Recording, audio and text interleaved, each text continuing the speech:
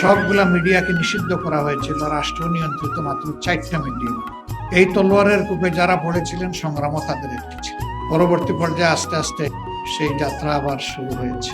এই সংগ্রামের সূচনা পর্বে মালিক হিসেবে যার নাম ছিল, আমি আজকে গভীর শ্রদ্ধার সাথে তাকে স্মরণ করছি। পরবর্তী পর্যায়ে তার সংগ্রামী যাত্রা অব্যাহত রাখতে গিয়ে বিভিন্ন সময়ে প্রতিবন্ধকতার মুখে পড়েছে এবং সর্বশেষ 15.5 বছরের ফেসিবাদ সংগ্রামের উপরে আক্রোশ জেগেছে। তাদের ছুতা ছিল সংগ্রাম তাদের একটা কপিতে, যাদেরকে অন্যায়ভাবে বিচারের নামে অবিচার করে দুনিয়া থেকে বিদায় করে দিয়েছিল। এই ধরনের একজন জাতীয় নেতাকে শহীদ বলেছিল। সংগ্রাম শহীদ বলতে গেল কেন? শহীদের সংজ্ঞা নতুন করে তারা সংজ্ঞায়িত করলো। তারা যাকে শহীদ বলবে রাষ্ট্রের তাকেই শহীদ মানতে হবে, তারা যাকে শহীদ বলবে না তিনি শহীদ হলেও তাকে শহীদ বলা যাবে।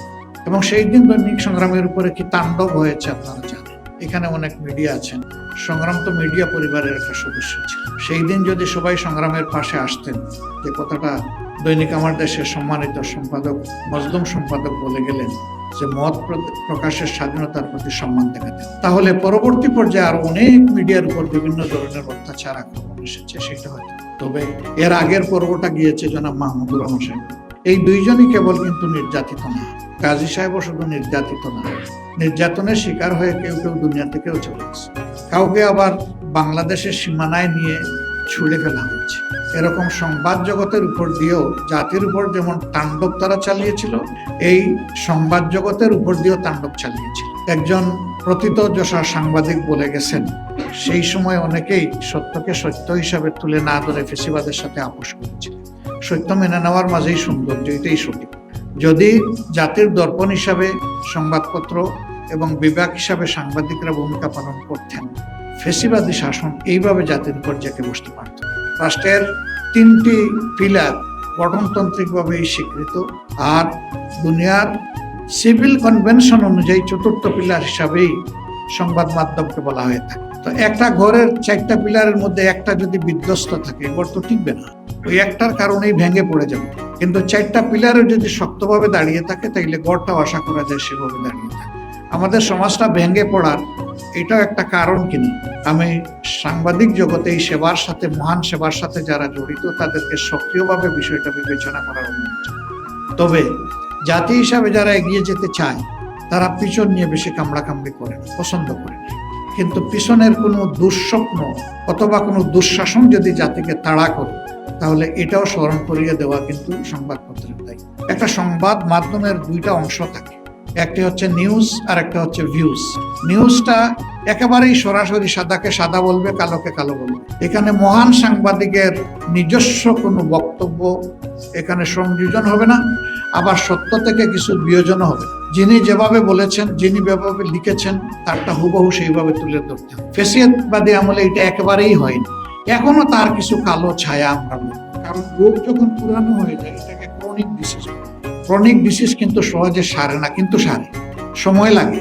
তা আমরা আশা করবো যে এটা সারবে, এটা থাকবে না। সংগ্রামের একটা আদর্শিক লক্ষ্য অবশ্যই আছে, এটা আমরা সবাই জানি। সংগ্রাম তার আদর্শিক লক্ষ্যের ক্ষেত্রে কারো কাছে কখনো আপোষ করেনি, মাথা নত করে। বিশেষ করে স্বাধীন বাংলাদেশে দেশের স্বাধীনতা, সার্বভৌমত্ব এবং জনস্বার্থের বিষয়ে সংগ্রাম তার নিজস্ব জায়গার পরিসর যতই ক্ষুদ্র হোক, এখান থেকে সংগ্রাম করেই চলেছে।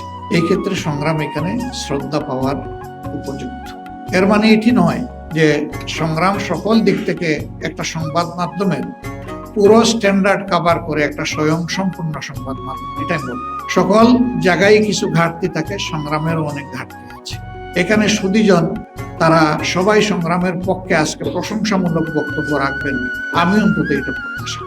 সংগ্রামের ভালোটাকে ভালো বলবো, কিন্তু সংগ্রামের দুর্বলতাও একটু চোখে আঙ্গুল দিয়ে দেখাই দিতে, তাহলে সংগ্রাম আগামীর পথ চলায় দেশের জন্য, জাতির জন্য আরো ভালো কিছু করার প্রয়াস।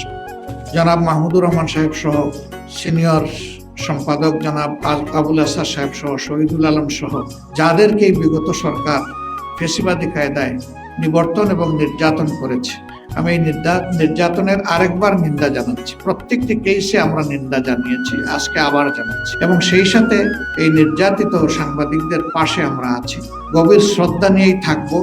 তাদের প্রতি আমাদের আন্তরিক নিবেদন থাকবে, এ লড়াইয়ে যোদ্ধা নয় সেনাপতি হিসাবে আপনারা আপনাদের দায়িত্ব অব্যাহত রাখবেন ইনশাআল্লাহ। জাতি এখন স্মরণ করুক না করুক, আমি মনে করি করবে, কিন্তু একদিন আপনাদেরকেই খুঁজে বের করবে। হয়তো সেদিন আপনারা দুনিয়ায় থাকবেন না, কিন্তু আপনাদের কীর্তি থেকে যাবে। আপনাদের ফলোয়াররা, পরবর্তী জেনারেশনের সাকসেসর হিসেবে যারা আসবে, তারা তখন বিষয়গুলোকে অবশ্যই অ্যাকাউন্টে নেবে যে আগের আমাদের এইরকম একটা সোনালী ঐতিহ্য আছে। সবাই মাথা নত করেনি দুরাচার স্বৈরাচারের সামনে। কিছু সেনাপতি ছিলেন, তারা আমাদের নেতৃত্ব তখনই দিয়েছেন, শাসক তারা সাহসিকতার সাথে। আজকে সংগ্রাম পরিবারের প্রতি আমাদের সকলের ভালোবাসা আল্লাহ তাআলা কবুল করুন। তারা চরম দুর্দিনে ছিলেন, কিছু কিছু জানতাম, কিন্তু বড় কিছু করতে পারি নাই। সমস্ত বিজ্ঞাপন বন্ধ করে দেওয়া হলো পিএফপি থেকে। প্রাইভেট বিজ্ঞাপন যাতে দেওয়া না হয়, যারা বিজ্ঞাপন দিতেন তাদেরকে শাসানো। একটা সংবাদ মাধ্যম যদি বিজ্ঞাপন না পায় তাহলে এটা চলবে কি? এটা তো একটা শ্বেত অস্থি, তার খাবার, তার রিজেক আসবে কোন জায়গায়? সেই সময় সংগ্রামের সাথে যারা ছিলেন, তারা আমি বলবো খেয়ে না খেয়ে এই যুদ্ধটা করেছেন। আজকের এই পরিবেশ দেখে হয়তোবা তাদের অতীতের কষ্টের কথা আশা করি তারা ভুলে যাবে। তারা সেদিনও যেভাবে কষ্ট করে যুদ্ধ অব্যাহত রেখেছেন, সংগ্রাম অব্যাহত রেখেছেন, আগামী দিনেও আল্লাহ না করুন এরকম, অথবা এর চাইতেও যদি কোনো অন্ধকার এই জাতির উপর চাপিয়ে দেওয়ার চেষ্টা করা হয়, সেদিনের জন্য সংগ্রাম তার কলমের মাধ্যমে গর্জন করে উঠে আমি সেই দোয়া। আল্লাহ রাব্বুল আলামিন তাদের যাত্রা অব্যাহত রাখুন এবং জাতির খেদমতে সংগ্রামকে আল্লাহ তাআলা কবুল করুন। আমি অত্যন্ত লজ্জিত।